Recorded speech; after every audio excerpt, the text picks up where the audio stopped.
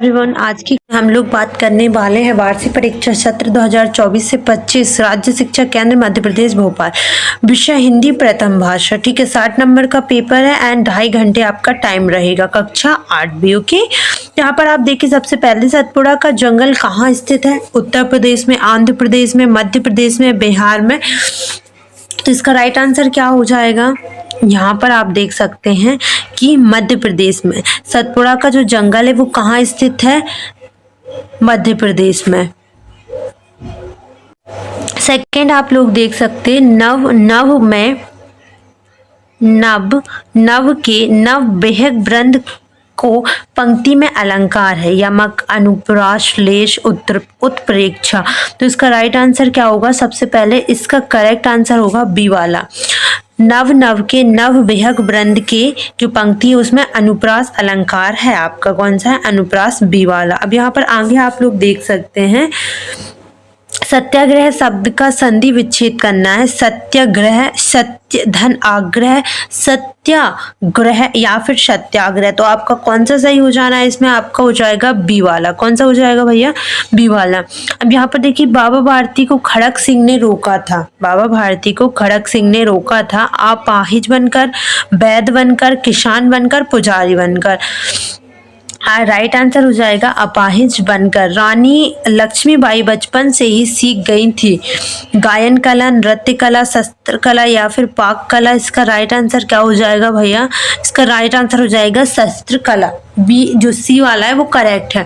अब अगर हम आगे देखते हैं रिक्त स्थान की पूर्ति करिए तो यहाँ पर आप फर्स्ट क्वेश्चन देखिए। गांधी जी अनाज में खालिस्तान चुनने थे।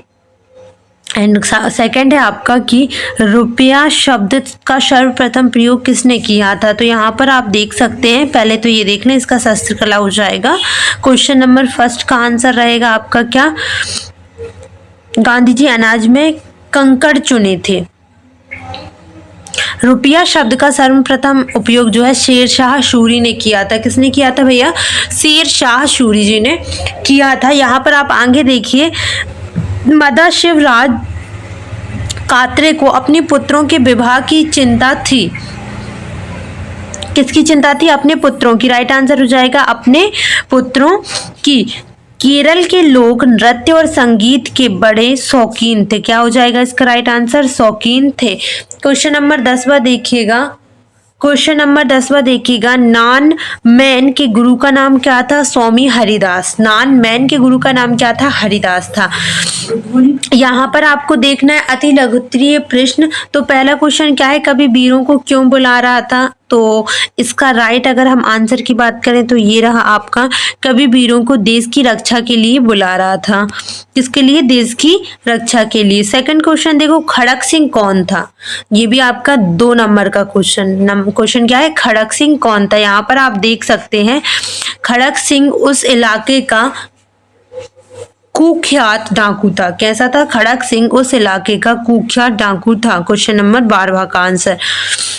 क्वेश्चन नंबर 13 देखिएगा। सर्वनाम शब्द किन शब्दों के बदले में आते हैं? सर्वनाम शब्द किन शब्दों के बदले में आते हैं?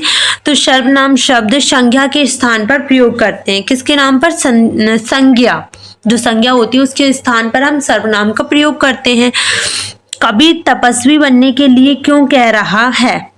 कवि जो है वो तपस्वी बनने के लिए क्यों कह रहा है भैया? तो कवि कह रहा है कि तुम वीर पुरुष तपस्वी बन जाओ जिससे तुम्हारे ऊपर माया मोह का प्रभाव ना पड़े। आजकल तो तपस्वियों के ऊपर भी माया मोह का प्रभाव पड़ता है ना। तो इसका राइट आंसर ये हो जाएगा। आगे देखें जरा क्वेश्चन नंबर आपका 15। आरोग्य सम्राट किस नवन को कहा गया है? क्वेश्चन नंबर 15 का आंसर है आपका, क्वेश्चन नंबर 15 का ये आंसर रहेगा आकाश तत्व को आरोग्य सम्राट कहा गया है। मीराबाई ने श्री कृष्ण के पति के रूप में उपासना करी। ये वाले क्वेश्चन का आंसर हो जाएगा मीराबाई ने श्री कृष्ण की किस रूप में उपासना करी है? तो पति के रूप में। किसके रूप में? पति। वो पति मानती थी अपना उनको। क्वेश्चन नंबर आपको आगे देखना है लघुत्तरीय। पहला क्वेश्चन है कि गांधी जी ने जो है भारत आना क्यों स्थगित किया? 3 नंबर का क्वेश्चन है और अति महत्वपूर्ण है। तो यहाँ पर आप देख सकते हैं कि नेटाल मरकरी नामक अखबार में विधानसभा भारतीयों को मताधिकार से वंचित करने वाले विधेयक विधानसभा में अगले सत्र में उपस्थित करने की बात छपी थी। अंग्रेजों को इस कार्यवाही का विरोध करने के लिए गांधी जी ने भारत आना स्थगित कर दिया था। राइट हो जाएगा ये आपका। आगे अगर आप देखेंगे तो क्वेश्चन नंबर 18वां देखना है आपको। बादशाह अकबर ने दरबार में तानसेन को क्या चमत्कार कर दिया था कि दरबार में तानसेन ने क्या चमत्कार कर दिया था, है ना। तो इसका राइट आंसर रहेगा भैया ये वाला।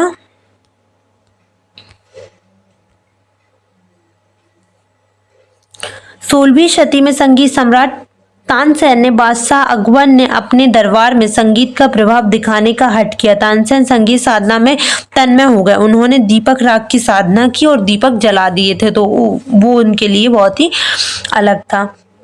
अब क्वेश्चन नंबर 19वां है कि जहाज का पक्षी किस बात का प्रतीक है। आज स्पष्ट करिए। 3 नंबर का है लेकिन आंसर थोड़ा बड़ा रहेगा। जहाज का पक्षी भगवान कृष्ण जहाज पर स्थल के दूर या समीप होने की जानकारी देने वाला पक्षी रूपी भक्त है, जिसके तरह सम्राट करने वाले जमीन किधर है। एक मिनट रुको मैं बताती हूँ। जिस तरह समुद्र में यात्रा करने वाले जहाज में जमीन किधर है, कितनी दूर है, कितनी जानकारी लेने के लिए पक्षियों को छोड़ा जाता है। जब जमीन कहीं नहीं दिखती तो जमीन पक्षियों की पहुंच से बाहर होती है, तो पक्षी लौटकर जहाज पर ही आ जाते हैं।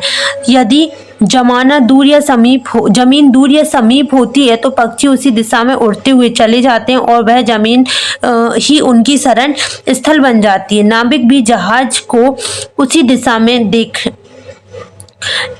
खेने लग जाते हैं। उस जमीन पर जाकर जहाज अपना लंगर डाल लेता है और उस समय क्या करता है। उस समय होता वह एक मिनट रुकना यह उस समय होता था जब कुतुब नुमा आदि दिशा सूचक मंत्रों का आविष्कार नहीं हुआ था। इस पद में कभी जो है अपने जो जहाज के पक्षी है, ठीक है, के रूप में चित्रित किया है कि जो बार बार सभी की ओर इशारा करते हुए श्री कृष्ण के चरणों रूपी जहाज पर शरण प्राप्त करता है। ये यहाँ पर पता है क्या, थोड़ा सा ब्लर दिख रहा है मेरे को, इस कारण से इतना प्रॉब्लम आ रहा है पढ़ने में, है ना। क्वेश्चन नंबर लास्ट है कि कभी प्रकृति को हर नया रूप क्यों देखना चाह रहा है प्रकृति में। ये इधर देखो यार क्वेश्चन।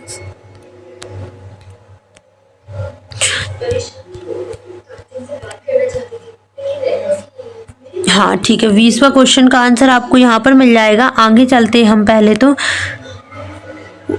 19वें का ये है, 21वां का देख लेते हैं। प्रधानमंत्री के लिए आपको स्थानांतरण पत्र लिखना है, इसके बाद आपको निम्न संधि विच्छेद करना है।